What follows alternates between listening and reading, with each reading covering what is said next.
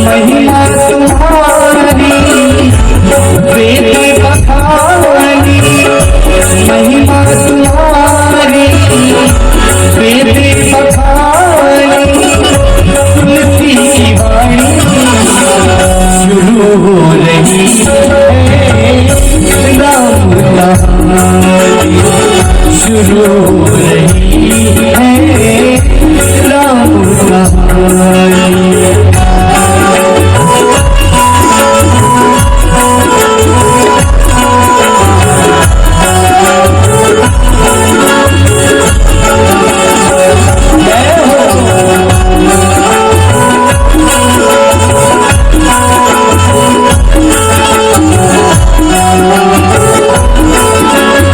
नमः श्री गुरु चरण कमलेभ्यो नमो नमः। माता रामो मत पिता रामचंद्र, स्वामी रामो मत सखा रामचंद्र, सर्वस्व में रामचंद्रो दयालु, नान्यम जाने न जाने न जाने। अतुलित बलधामं हेम शैलाभ देहम, धनुजवन कृशानुम ज्ञानेनामग्रवर्णम्, सकल गुण निधानम वानराणामधीशम, रघुपति प्रिय भक्तम वात जातम नमामि। शारद दारुनारी सम स्वामी, राम सूत्र धर अंतर्जामी, जेहि पर कृपा करहि जन जानी, कवियुर अजिर न चावहि बानी। प्रणवं स्वै कृपालु रघुनाथा, वर्णौ विशदता सुगुण गाथा। वंदऊ तुलसी के चरण जिनकी न्हेउ जग काज, कलि समुद्र डूबत लख्यो प्रगट्यो सप्त जहाज। सियावर रामचंद्र की जय।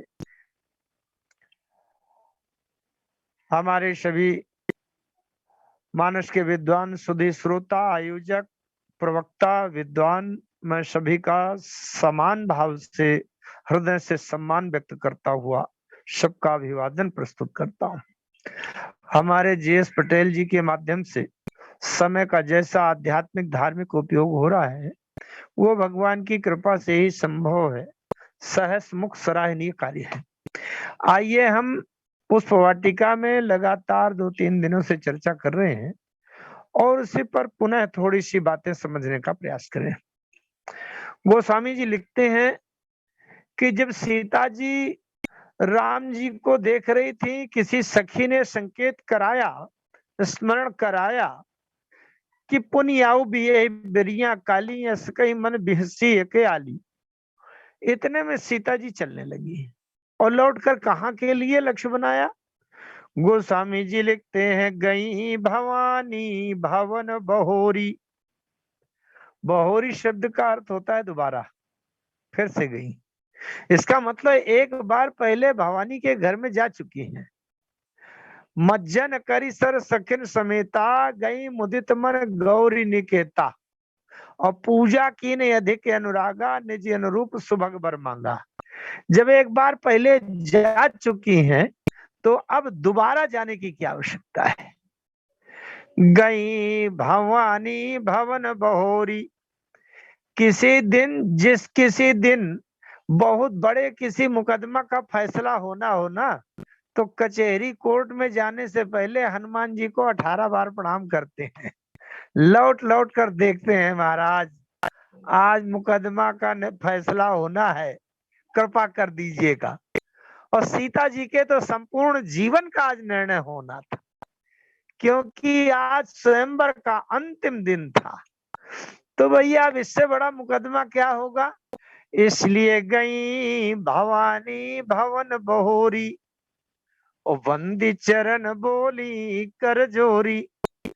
आज बहुत अच्छा ये प्रसंग, पुष्प वाटिका की ये पंक्तियां हैं और इन पर नैतिक विचार करना है। एक तो किसी स्त्री का जो जीवन है वो 3 पर आधारित रहता है।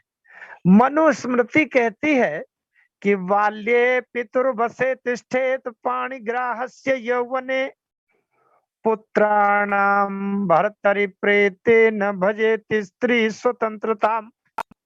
स्त्री जब बाल्यकाल में हो, कन्या हो, बेटी के रूप में हो, तो बाल्ये पितुर्वसे तिष्ठेत, उस समय पिता के वश में रहना चाहिए, बेटी को पिता के वश में रहना चाहिए। बाल्ये पितृवसे तिष्ठेत पाणिग्राहस्य यौवने, युवावस्था में जिसने पानी ग्रहण कर लिया हो उसके नियंत्रण में होना चाहिए। पुत्राणाम भर्तरि प्रेते, भर्तरि माने प्रेत पत,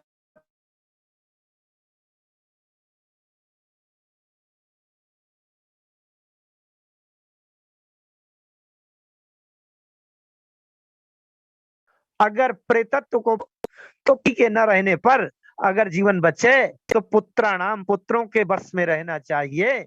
लेकिन न भजेत स्त्री स्वतंत्रताम, स्त्री को स्वतंत्र नहीं होना चाहिए। अच्छा, तो ये इसका पता कैसे चलता है कि कौन किसके नियंत्रण में है?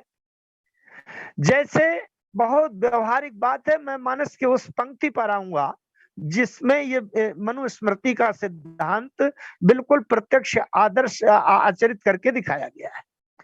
जैसे कोई छोटी बिटिया हो 5-7 साल की, 8-10 साल की, और उसको पूछे ये बिटिया कौन है, तो तुरंत उसके पिता का नाम लिया जाएगा, अरे ये तो उसकी हमारे रमेश की बिटिया है। तो ये केवल परिचय नहीं है, इससे ये बताया गया कि अभी ये रमेश के नियंत्रण में है, ये पिता के नियंत्रण में है। अच्छा, किसी के घर में बैठे हो, नवविवाहिता बहू निकले अगर वहां से, और आप पूछे कि ये बहू कौन है, तो तुरंत उसके पति का नाम लिया जाएगा, अरे ये उसकी बहू, उसकी पत्नी है। इसका मतलब बताया जा रहा है कि उस पति के नियंत्रण में है। और जो बूढ़ी माताएं दरवाजे पर बैठी होती हैं और कोई पूछे ये बूढ़ी कौन बैठी है, तो कहते हैं लोग कि ये तो सुरेश की माता जी बैठी हैं, क्योंकि 80 साल की उनकी उम्र हो गई। तो ये बताया जा रहा है कि ये सुरेश के नियंत्रण में है अपने पुत्र के, इसीलिए 3 के माध्यम से परिचय होता है। सीता जी जब गौरी जी के यहाँ गई तो 3 प्रकार से संबोधन किया। जय जय गिरिवर राज किशोरी, पिता का नाम लिया। पहले तो आप अपने पिता के शासन नियंत्रण में थी। और जय महेश मुख चंद्र चकोरी, भगवान शंकर का नाम लेकर के पति के माध्यम से उनकी चंद्र चकोरी। अब फिर तीसरी श्रेणी में जय गज बदन खड़ा नन माता, जगत जननी दामिनी दुति गाता। 3 का परिचय दिया, पहले पिता का नाम लिया, फिर पति का नाम लिया, फिर पुत्रों का नाम लिया। ये मनुस्मृति के अनुसार शास्त्रीय पद्धति है, स्त्री की मर्यादित पद्धति है। जैसे गोस्वामी तुलसीदास जी ने बालकांड में सीता जी की जब वंदना की, तो सीता जी का परिचय कैसे दिया?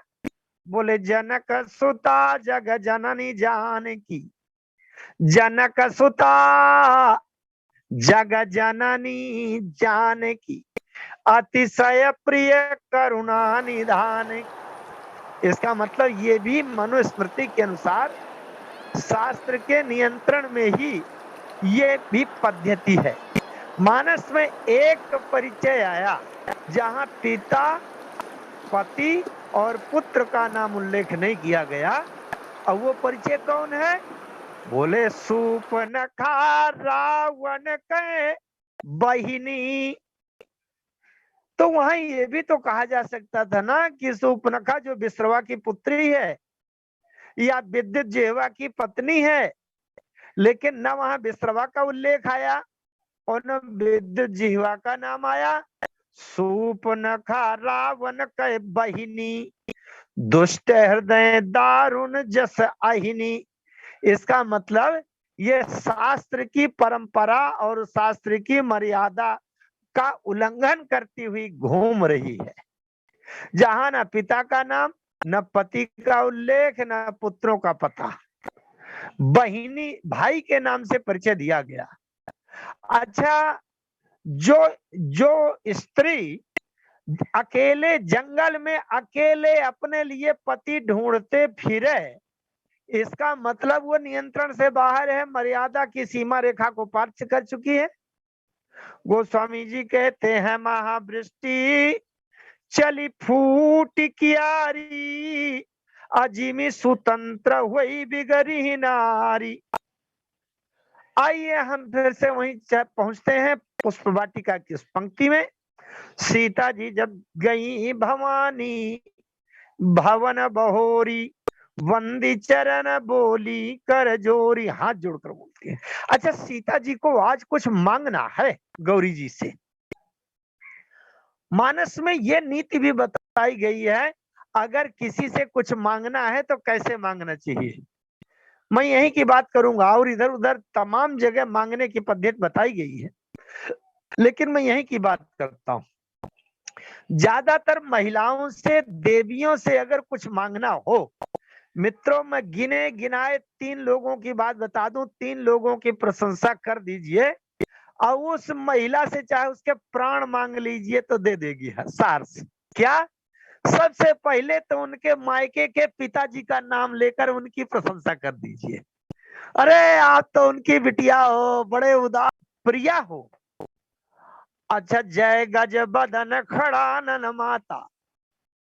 गजबदन माने गणेश और खड़ानंद जी की माँ हो। गणेश जी की पत्नी है रिद्धि सिद्धि, गणेश जी के पुत्र हैं शुभ लाभ।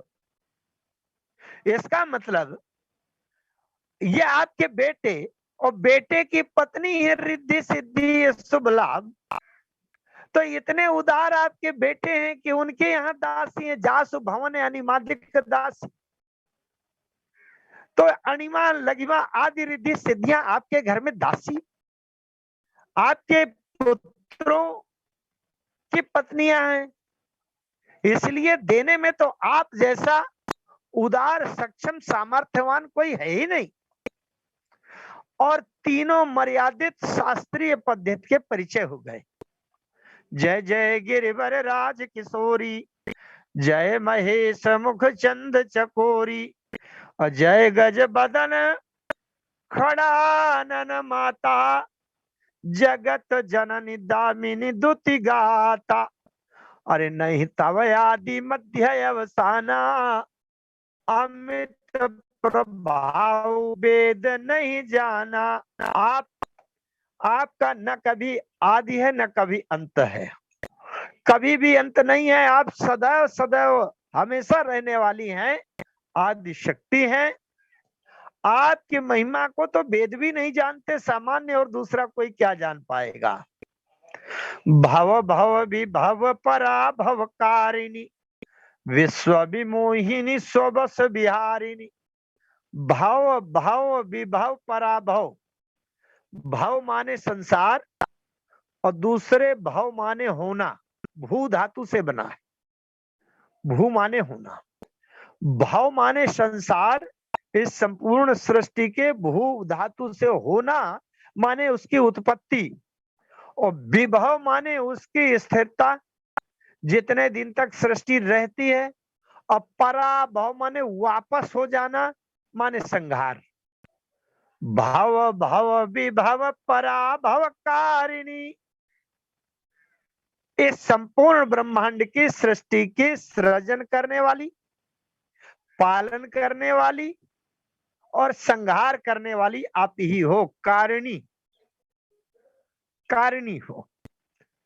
विश्व विमोहिनी स्वबस बिहारिणी, संपूर्ण सृष्टि में सर्वोच्च सर्व सुंदरी हो, और सभी आपकी महिमा में मुग्ध रहते हैं, मगन रहते हैं।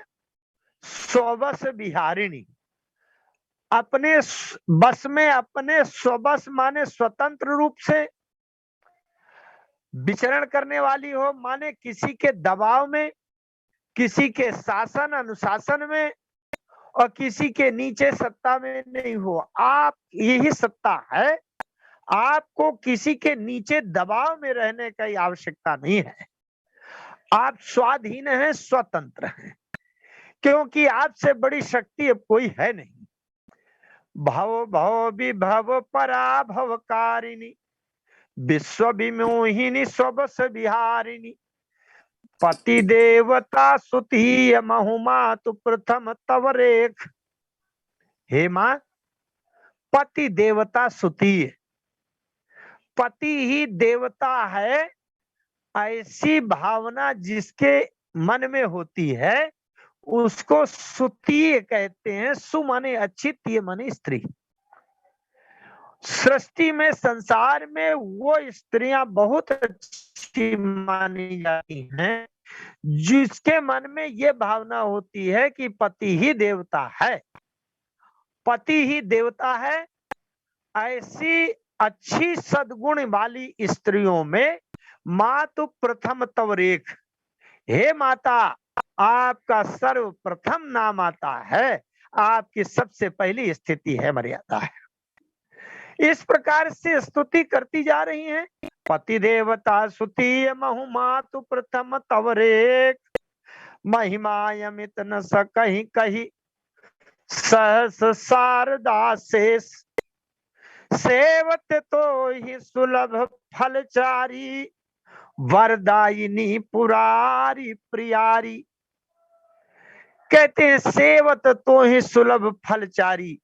हे माँ, हे जगदम्बा, हे भवानी, आपके चरणों में सिर झुकाकर आपकी सेवा, आपका स्मरण, आप में समर्पण कोई करे तो सुलभ फलचारी, अर्थ धर्म काम मोक्ष चारों ये सुलभ हो जाते हैं। सुलभ माने सरलता से प्राप्त हो जाते हैं। वरदाई, आप तो वर को देने वाली हैं, सदैव वरदान दे देती हैं। पुरारी प्यारी, इसीलिए पुर नामक दैत्य, ये जो तारक था, तारक के 3 पुत्र थे, वही त्रिपुर थे और उन पर विजय पाना बहुत कठिन था।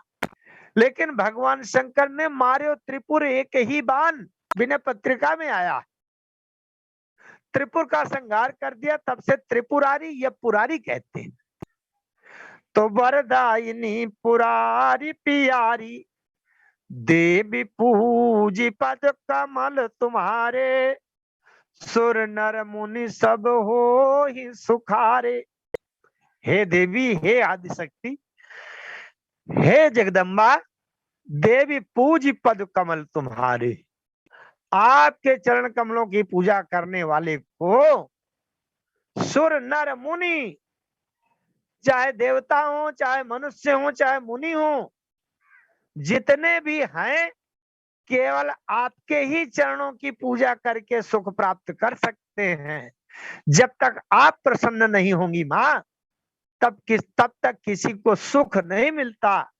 इसलिए देवी पूजी पद कमल तुम्हारे, सुर नर मुनि सब हो ही सुखारे। सुर नर मुनि ये सब सुखी हो जाते हैं।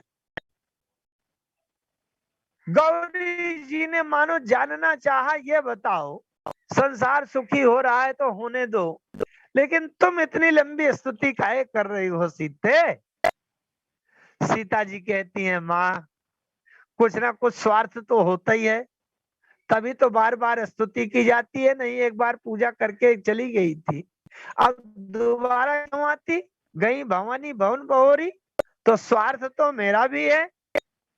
गौरी जी ने पूछा कि तो ये बताओ तुम क्या पाना चाहती हो?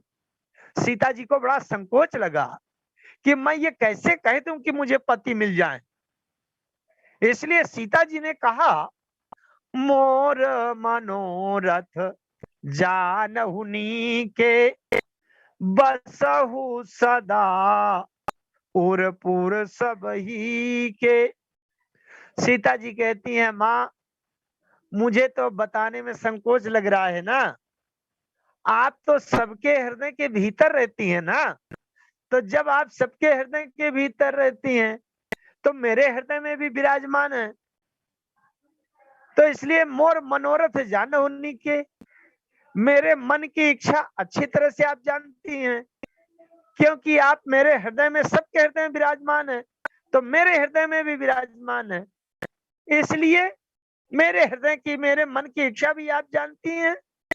और जब आप जानती ही हैं तो कीन्हु प्रगटन कारण ते ही, अस कही चरण गहे बैदेही।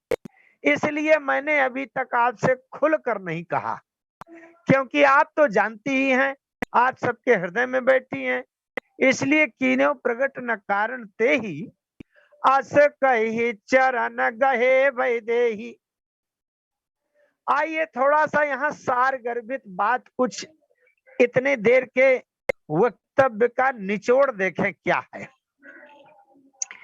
ईश्वर की प्रसन्नता और ईश्वर की तरफ से जो वरदान या आशीर्वाद है, वो तब तक नहीं मिलता जब तक मन, वाणी और कर्म तीनों प्रकार से हम अपने पूज्य इष्ट देव में समर्पित नहीं हो जाते।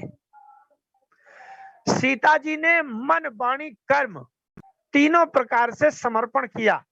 आप देखें, मन से तो पहले ही ये हुआ होगा कि अब राम जी को देखने के बाद मैं गौरी जी से प्रार्थना कर आऊं कि अभी अभी मैंने जिनको देखा है वो मुझे वर के रूप में मिल जाएं। तो अब मन से तो जरूर ये सोचा होगा सीता जी ने कि अब गौरी जी के पास दोबारा जाऊं। तभी दोबारा गई। गई भवानी भवन बहोरी, इसका मतलब मन से समर्पण पहले हो गया और वाणी से भी स्तुति समर्पण कर दिया। जय जय गिरिवर राज किशोर, ये सब वाणी से कहा। क्योंकि गई भवानी भवन बहोरी और बंदी चरण बोली कर जोरी। बंदी चरण बोली, बोली माने वाणी से स्तुति हुई। इतनी लंबी जय गजबदन खड़ानन माता जगत जनता मिंदुतिया, ये सब वाणी से स्तुति हुई। अच्छा, हम लोग बड़े ध्यान से समझेंगे, मेरा निवेदन है बड़ी विनम्रता पूर्वक। हम लोग भगवान की जो स्तुति करते हैं वो वाणी से करते हैं, कर्म से नहीं कर पाते। इसीलिए भगवान की तरफ से हमें वरदान, आशीर्वाद, प्रसन्नता, अनुकूलता मिलने में भी विलंब बना रहता है, अड़चन, अवरोध उत्पन्न होता है। सीता जी ने मन से समर्पण किया और वाणी से स्तुति की। जब तक सीता जी वाणी से स्तुति करती रही तब तक गौरी जी की तरफ से कोई प्रतिक्रिया नहीं हुई। लेकिन आस कही चरण गहे वैदेही, वैदेही ने चरण पकड़ लिए। ये चरण क्या है? हमारे समूह में विद्वान लोग जुड़े हैं। चरण शब्द चर धातु से बना है और चर धातु, चर शब्द का अर्थ होता है चलायमान, सक्रियता। सक्रियता, इसका मतलब यहां से वहां तक अब चल करके जाना, सक्रियता होना, क्रिया करना, आचरण करना, व्यवहार करना, ये चर धातु है, सक्रियता है। हमारा कर्म करना है, व्यवहार करना है। तो जहां से हमारे शरीर की चलायमान क्रिया होती है, उस अंग को, जहां से चर होता है, उस अंग को चरण कहते हैं। चरण से ही हमारा शरीर यहां से वहां तक चलकर जाता है। तो जहां से हमारे जीवन शरीर में सक्रियता आवे, क्रिया हो, कर्म हो, व्यवहार हो, उस अंग को चरण कहते हैं। और हमारे द्वारा जो कर्म करके, व्यवहार करके आदर्श उपस्थित कर दिया जाए चरणों के द्वारा, उसको आचरण कहते हैं। जहां सक्रियता, कर्म और व्यवहार किया गया उसको आचरण कहते हैं।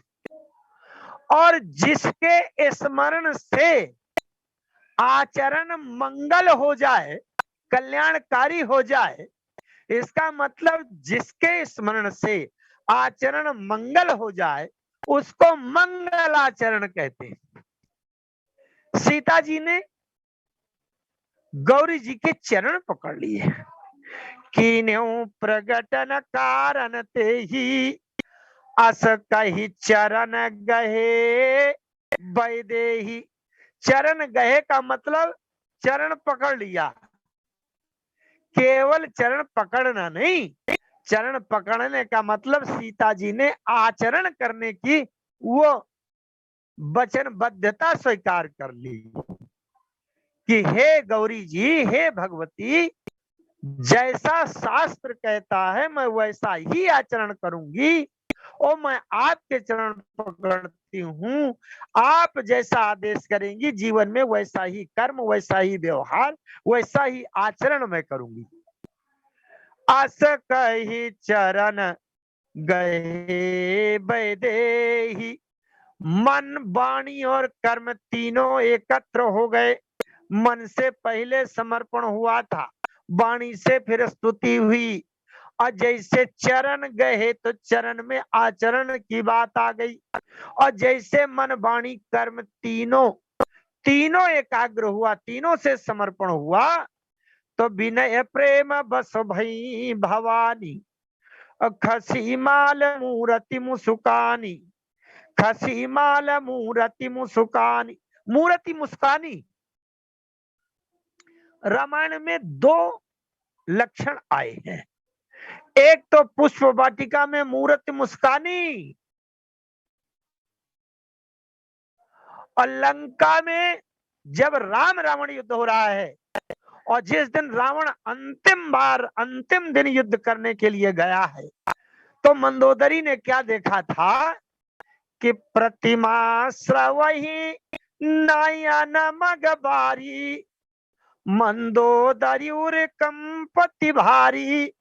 प्रतिमा श्रवही नयन मगबारी, मंदोदरी ने उस दिन देखा था कि प्रतिमा, मूर्ति से के आंख से आंसू बह रहे हैं, माने मूर्ति रो रही। तात्पर्य क्या है, यहाँ तो खसी माल मूर्ति मुस्कानी, मूर्ति मुस्कानी। जब मूर्ति मुस्कुरा दे तो इसका मतलब पति मिलने वाले हैं, और जब प्रतिमा रो दे मंदोदरी के सामने लंका में, प्रतिमा श्रवही नयन मगबारी, जब प्रतिमा रो दे तो समझ लीजिए कि मिला हुआ पति भी अब जाने वाला है। ये दो संकेत मिले। जब प्रतिमा हंस दे, मुस्कुरा दे, तो जीवन में पति मिलने वाले हैं, पति से संयोग होगा। और जब प्रतिमा के आंसू बह जाएं तो पति से वियोग होगा। ये दो बातें हैं। इसलिए यहाँ खसी माल मूर्ति मुस्कानी, खसी माल, गले से माला खिसक गई गौरी जी की। क्यों खिसक गई? क्योंकि सीता जी ने चरण पकड़ा।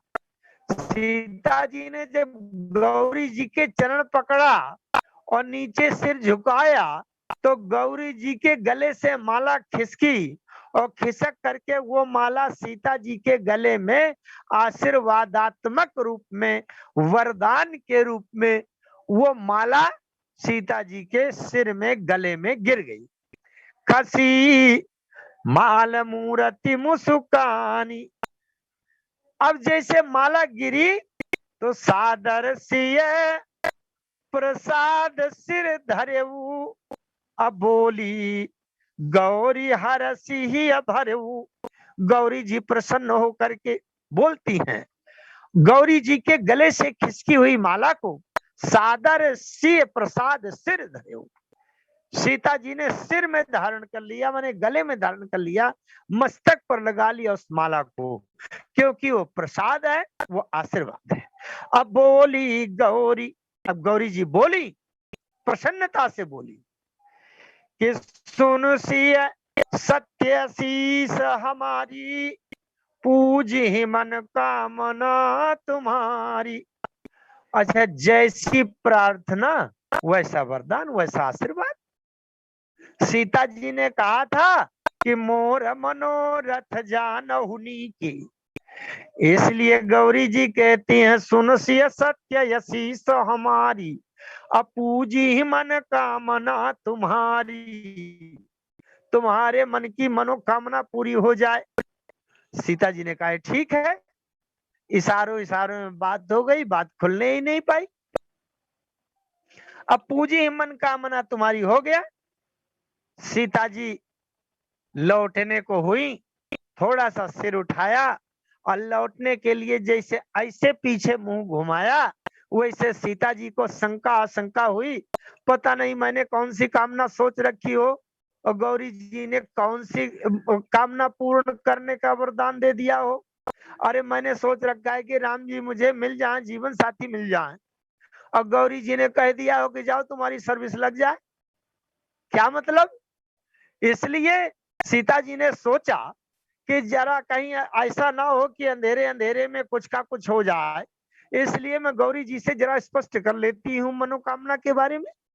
सीता जी ने कहा, माँ मैं कन्या हूँ और मेरे विवाह का प्रस्ताव है, इसलिए मुझे तो संकोच लग रहा है। मेरे लिए ये स्वयंवर आयोजित है, इसलिए मुझे कहने में तो संकोच लग रहा है, लेकिन आप तो भगवती हो, जगदम्बा हो, आपको स्पष्ट रूप से कह देने में क्या परेशानी है, क्या संकट है? इसलिए आप तो स्पष्ट कर दीजिए माँ कि मेरा कौन सा मनोकामना मेरी पूर्ण होगी। गौरी जी ने कह दिया कि नारद बचन सदा सुचि साचा, असोबर मिली जाहि मन रांचा। गौरी जी ने स्पष्ट कर दिया, सोबर मिली, जिसमें तुम्हारा मन रांचा माने लग गया, संतुष्ट हो गया है, वही तुमको बर माने दुल्हा मिलेगा, वही बर मिलेगा जिसमें तुम्हारा मन लगा हुआ है। आज सीता जी को लगा ये तो बिल्कुल वही बात हो गई, बहुत अच्छा बहुत अच्छा। लौटने लगी सीता जी, 2-4 कदम लौट भी गई। सीता जी के मन में एक तीसरी शंका हो गई। जिस समय मैं पुष्प वाटिका में देख रही थी, उस समय सन्मुख 2 रघु सिंह निहारी, 2 राजकुमार खड़े थे। अब मैं देख रही थी ये दोनों सामने थे। अब पता नहीं गौरी जी ने किससे मुझे मिलाने की बात कह दी हो, कहीं ऐसा ना हो कि निशाना चूक जाए और सांवले के बजाय गोरे से न फिट कर दें तो काम बिगड़ जाए। इसलिए सीता जी फिर से लौटी और गौरी जी से कहने लगी। गौरी जी ने पूछा, अब क्या हुआ?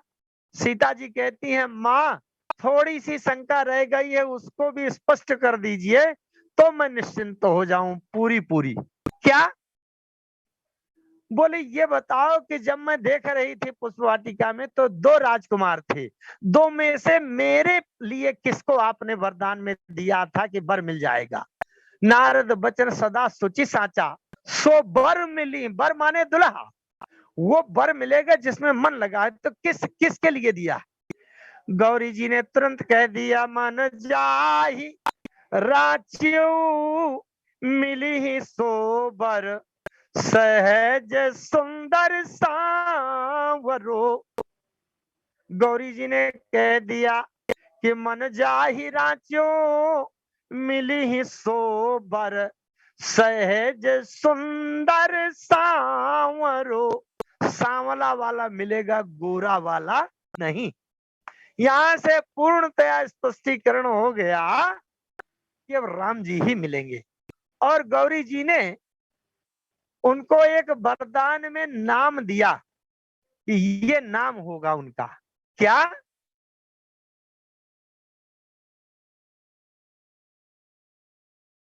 मन जाय सहज सुंदरो, करुणा निधान, सुजनशील, स्नेह जानत रावरो। उनका नाम करुणा निधान, उनका नाम करुणा निधान होगा। मैं ये कहना चाहता हूं, जिनके घरों में बेटियां विवाह के लायक हों, विवाह के योग्य हों, वो सभी बेटियां, सभी कन्याएं इस प्रसंग को बालकांड के दोहा क्रमांक 234 के बाद है, ये जय जय गिरवर राज किशोरी से लेकर के और ये जो 236 का सोरठा है, जानी गौरी अनुकूल सियहिया हर्ष न जाई कही, और मंजुल मंगल मूल बाम अंग फरकन लगे, यहाँ तक का जो पाठ करेंगी गौरी जी का, दुर्गा जी का, पार्वती जी का पूजन करके और इतना पाठ करेंगी, उनको राम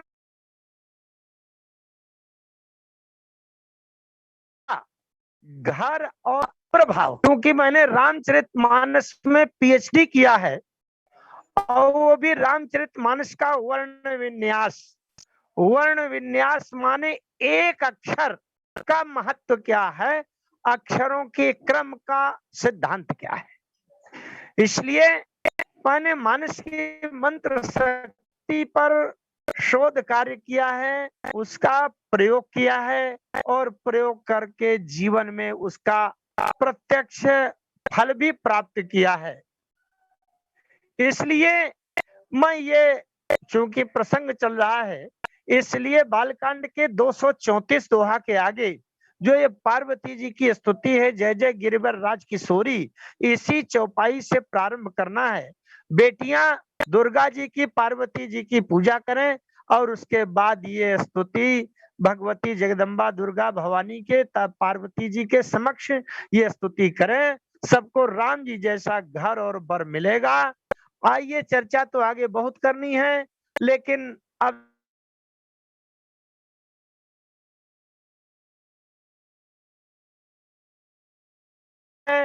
आज इतना ही। चंद्र भगवान बोले सियावर रामचंद्र भगवान की जय। हम सुन रहे थे डॉक्टर